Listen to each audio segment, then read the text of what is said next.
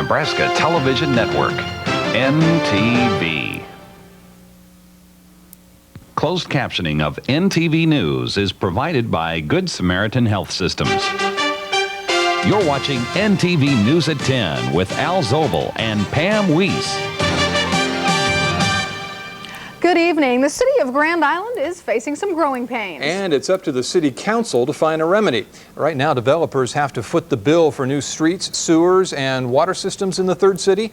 But the council tonight considered changing all that. Some local developers want the city to help finance the development of residential areas. The city would, in essence, become the banker for the developer and take the risk of losing money in the case the developer goes broke. But if it works, it could boost construction in the city. Would tend to help build up a supply of buildable lots.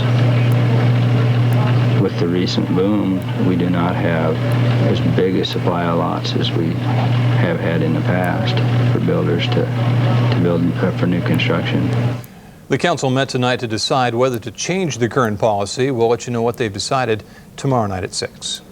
It looks like Grand Island will soon see some growth at its airport. The Airport Authority Board approved renovation plans this afternoon. That could set the stage for expansion. The airport will upgrade its electrical, mechanical, and air handling systems. The renovations will also include a new security gate to meet airline security requirements and a third ticket counter. We have to plan for the future. You know, we have 2 airlines now. Who knows what market forces will come into play that may have a third airline come in. So we need to make sure we have available space for them also. The Airport Authority estimates the cost around $800,000. A federal grant will fund 90% of the project. Airport revenues will fund the rest. But the federal money will not come right away, so the board is considering a bond issue. Because of the time lag between reimbursement from the federal government and paying the contractors, we need some sort of a cash flow. So that's one viable financial option we'll be looking at. The Airport Authority will examine the bids February 16th. The renovation should start by April.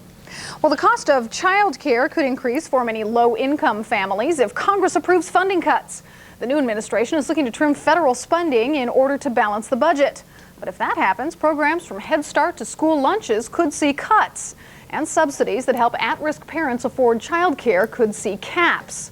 But a group in Grand Island has joined a nationwide campaign to keep Congress from cutting out child care funding. Tonight, the Platte Valley Association for the Education of Young Children met to discuss child care issues.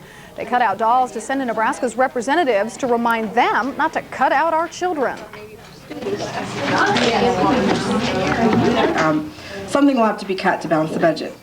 And since Social Security and Defense is exempt from that, probably will be children's programs. Child care advocates say the cuts will affect everyone, but the most affected will be low-income parents, who are the least able to compensate for that loss. And most low-income families, the mother and father do both have to work, and so therefore they really need the child care, and a lot of times they can't get the jobs. And so if there isn't funding available for their children, therefore they can't work and probably can't even, support their families at all. The dolls will be sent to legislators the week of February 12th to remind them that the future of many children lies with their decision.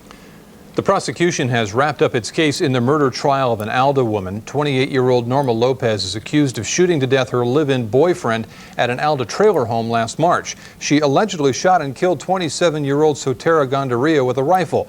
The first 3 days of the trial included testimony from investigators and the woman's children, one of whom said she saw Norma Lopez holding a gun over the victim's body. That trial will continue tomorrow in Grand Island. Of course, a more famous trial scheduled to start today in Los Angeles, still waiting to get underway. That is right. Attorneys in the O.J. Simpson murder trial were supposed to have presented their opening arguments today, but several last-minute defense motions put the trial on hold for at least one more day. As Angie Crouch tells us, the defense won several key rulings during today's legal maneuvering. O.J. Simpson's defense team came out swinging today, dropping a series of last-minute bombshells on prosecutors. Inside the courtroom looking on were the victims' families, as well as the defendant's mother and children. The defense produced this videotape showing investigators tracing through the crime scene and a list of 34 new defense witnesses, including one surprise witness whose testimony may lead to an alibi for O.J. Simpson. One Rosa Lopez, who lives next